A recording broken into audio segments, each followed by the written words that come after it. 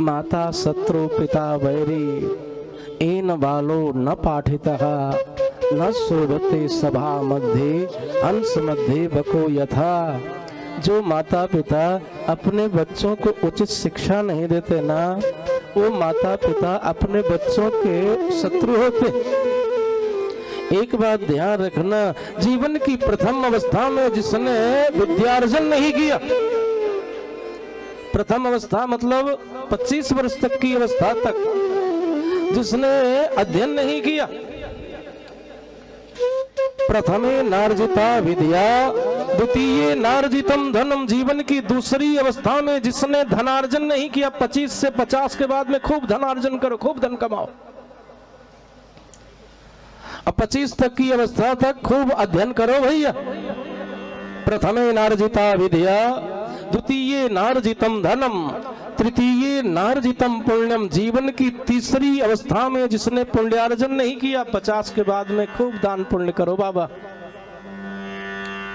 अगर इतना नहीं करते हो ना तो चतुर्थे किम करिष्यति, जीवन की चतुर्थ अवस्था में आप क्या कर पाओगे? जब बुढ़ापा आ जाएगा तो कुछ नहीं हो पाएगा। आज इनके पिताजी खूब इनको पढ़ा रहे हैं, लेकिन ये बोले ही नहीं। मन में विचार किया, आज बोल देता हूँ तो फिर जीवन पर्यंत बोलना ही पड़ेगा, इसलिए बोले नहीं। तो पिताजी को गुस्सा आई, कह दिया जड़ भरत, मूर्ख भरत। अब इनका नाम पड़ गया जड़ भरत। सब लोग इनको जड़ भरत जी महाराज, जड़ भरत जी महाराज के नाम से जानने लगे। कालांतर में कुछ समय उपरांत इनके पिताजी का शरीर छूट गया, पिताजी की मृत्यु हो गई। अब इनके जो भाई लोग हैं, भाइयों ने देखा कि ये दिन भर बैठे रहते हैं, कुछ करते नहीं, खेती के कार्य में लगा दिया, चलो खेती की देखभाल करो आप। अब ये बैठे हैं खेत में जा करके और भगवान से प्रार्थना क्या करने लगे। तरीके से जड़ भरत जी महाराज भगवान का चिंतन कर रहे हैं। क्या हुआ, इसी बीच में जंगली जानवर आए और खेत की फसल नष्ट कर देते हैं। ये तो कुछ बोले ही नहीं, देख रहे हैं लेकिन कुछ बोलते ही नहीं। इनके भाइयों ने देखा तो भाइयों ने इनको घर से बाहर निकाल दिया। अब बेचारे चले जा रहे हैं मस्ती में, कहाँ जाना है कोई मतलब नहीं। इतने में क्या हुआ, जंगल में पहुंचे हैं ना, डाकुओं का एक सरदार है, पुत्र प्राप्ति की कामना से भगवती महाकाली जी को नरबलि देना चाह रहा था। डाकुओं ने एक व्यक्ति को पकड़ा हुआ है, पकड़ करके लाए हैं उसे, लेकिन वो तो भाग लिया भैया, भाग गया वहां से। डाकुओं के सरदार ने कहा भगवती महाकाली जी को बलि देनी है, नरबलि, जाओ जल्दी से तुम लोग पकड़ करके लेके आओ किसी मनुष्य को। डाकू लोग दौड़ पड़े हैं और कोई नहीं मिला, मिल गए यही जड़ भरत जी महाराज। जड़ भरत जी महाराज का हाथ डाकुओं ने पकड़ा, लेकर के आए हैं, इनको स्नान कराया, इनका श्रृंगार किया, लेके गए इनको भगवती महाकाली जी की मूर्ति के सामने, कहा सर नीचे झुका। जड़ भरत जी महाराज अपना सर नीचे झुका लेते हैं, कारण ये तो जान चुके हैं, इनको तो आत्मज्ञान हो चुका है, जान रखे हैं ना कि मैं शरीर नहीं, मैं तो आत्मा हूँ। जैसे ही अपना सर नीचे झुकाया, डाकुओं के सरदार ने अपने हाथ में एक तलवार ले ली है। तलवार लेकर के जैसे ही डाकुओं का सरदार जड़ भरत महाराज के सर को धड़ से अलग करना चाहता है, भगवती काली जी के सामने बलि देना चाह रहा है ना, उसी समय ब्रह्म तेज के कारण भगवती महाकाली की मूर्ति फट गई, महाकाली मैया प्रकट हो गई। बोलिए महाकाली मैया की जय हो। महाकाली मैया प्रकट हो गई भैया। एक बात ध्यान रखना, आप लोग दुर्गा जी की आरती गाते हो ना, जगजननी जय जय जब आरती बोलते हो तो उसमें एक बड़ी सुंदर अर्धाली कि राम कृष्ण तो सीता ब्रज रानी राधा, हे मैया ब्रज रानी राधा, तो वांछा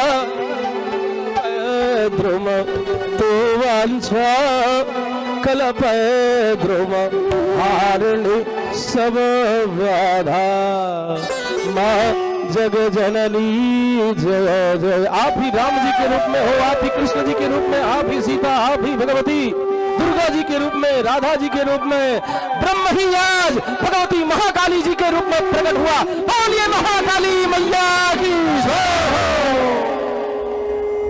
बोले शंकर भगवान की जय हो।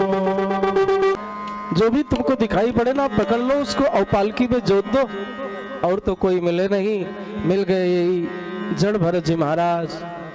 आज कारों ने इनका हाथ पकड़ा, हाथ पकड़ करके लेके आए हैं और इनके कंधे पर पालकी रख दी।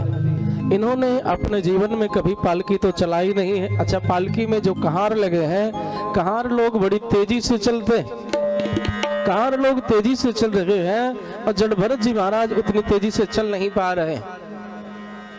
अब पालकी डगमगा रही,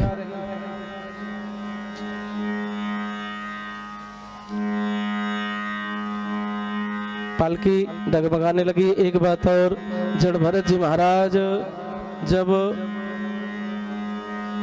आगे अपना पैर बढ़ाते हैं ना, तो सामने की 10 पग पृथ्वी देख करके ही कहीं कोई चींटी तो नहीं। पैर रखते हैं, अच्छा पैर रखने जा ही रहे हैं, चींटियों का झुंड दिखाई पड़ा, उछल पड़े। राजा रहुगण ने कहा कि ढंग से चलो, नहीं तो ऐसा दंड दूंगा कि जीवन पर्यंत तुम भूल नहीं पाओगे। जड़ भरत जी ने कहा, किसको दंड देने की बात कर रहे हो महाराज? मुझको तो आप दंड दे ही नहीं सकते। मोटा पतला, अरे बड़े सुंदर सुंदर उपदेश भी हैं इस प्रकरण में, लेकिन अब कथा के लिए जो समय निर्धारित हुआ है, समय तो पूर्ण हो चुका है। 8:05 हो रहे हैं, इसलिए भाव देखते चलें। बस ज्यादा से ज्यादा 3-4 मिनट, 5 मिनट के अंतराल में ही आरती प्रसाद भैया। जड़ भरत जी महाराज ने कहा कि किसको आप दंड देने की बात कर रहे हो? मुझको तो आप दंड दे ही नहीं सकते। क्यों? क्योंकि मैं शरीर तो हूं नहीं, मैं तो आत्मा हूं, और ये आत्मा जो है न जायते म्रियते वा कदाचिन नायम भूतवा भविता वा न भूयः अजो नित्यः शाश्वतोयम पुराणे न हन्यते हन्यमाने शरीरे। इस आत्मा का न कभी जन्म होता है, न कभी मृत्यु होती। नैनम छिन्दन्ति शस्त्राणि नैनम दहति पावकः न चैनम क्लेदयन्त्यापो न शोषयति मारुतः। आत्मा को न शस्त्र काट सकता है, न जल गीला कर सकता है, न वायु सुखा सकती, न अग्नि इसको जला सकती। अरे मैं तो शरीर हूं नहीं, मैं तो आत्मा हूं। मोटा पतला तो ये शरीर होता है ना, शरीर मोटा होता है, शरीर पतला होता है, आत्मा न मोटी होती है न पतली होती। किसको आप दंड देने की बात कर रहे हो महाराज? अब जब जड़ भरत जी ने इस तरीके से कहा, राजा रहुगण तो पालकी से कूद पड़ा। अरे ये तो कोई बहुत बड़े महापुरुष दिखाई पड़ रहे। कह दिया उसने कि ना हम विसंके सुरराज वज्रा न त्रक्षशूला नयमस दंडात नागनैक सोवा निलभित पास्त्रा शंके वृषम ब्रह्म कुलावमानात। ना हम विसंके सुरराज वज्रा, मैं देवराज इंद्र के वज्र से नहीं डरता, न त्रक्षशूल न शंकर भगवान के त्रिशूल से डरता हूं। नागनरक सोमा निलभित पास्त्रा, न यमराज से डरता हूं, न चंद्रमा से डरता हूं, न अग्नि से डरता हूं। किसी से मैं डरता नहीं, बस केवल एक बात से डरता हूं। किस बात से? कि शंके वृषम ब्रह्म कुलावमानात, मेरी द्वारा किसी ब्राह्मण कुल में उत्पन्न हुए व्यक्ति का अपराध ना हो जाए, मेरे द्वारा निरादर ना हो जाए किसी ब्राह्मण का। महाराज आप हैं कौन? अपना परिचय तो दीजिए। इन्होंने बताया कि अहम पुरा भरतो नाम राजा, पहले मैं भरत नाम का राजा था, हिरण के बच्चे से आसक्ति बढ़ी, उसी के कारण मुझको हिरण योनि में जाना पड़ा। और फिर अब आज मैं फिर आपके सामने इस रूप में हूं महाराज। हिरण से आसक्ति बढ़ी, उसी के परिणाम स्वरूप मुझको 2 बार और जन्म लेना पड़ा। यहीं पर हमारे श्री जड़ भरत जी महाराज ने राजा रघुगण को भवाटवी का बड़ा सुंदर उपदेश किया। राजन, ये संसार तो एक अटवी है, अटवी माने जंगल। इस जंगल में बहुत से हिंसक जीव जंतु रहते हैं, कंटका किरण मार्ग है, चोर डाकू भी छिपे हुए हैं। अच्छा, जंगल के बीच में से ही होकर के मार्ग है, लेकिन कंटका किरण मार्ग, चारों तरफ से खतरा है, डाकुओं से खतरा है, चोरों से खतरा है, हिंसक जीव जंतुओं से खतरा है। भवाटवी में हो आप, कैसे पार कर पाओगे इस अटवी को? कहा कि यदि कोई पथ प्रदर्शक मिल जाए, कोई सदगुरु मिल जाए, तो सदगुरु की कृपा से ही आप इस भवाटवी को पार कर सकते हो। बोले कृष्णचंद्र भगवान की जय हो, भागवत भगवान की जय हो।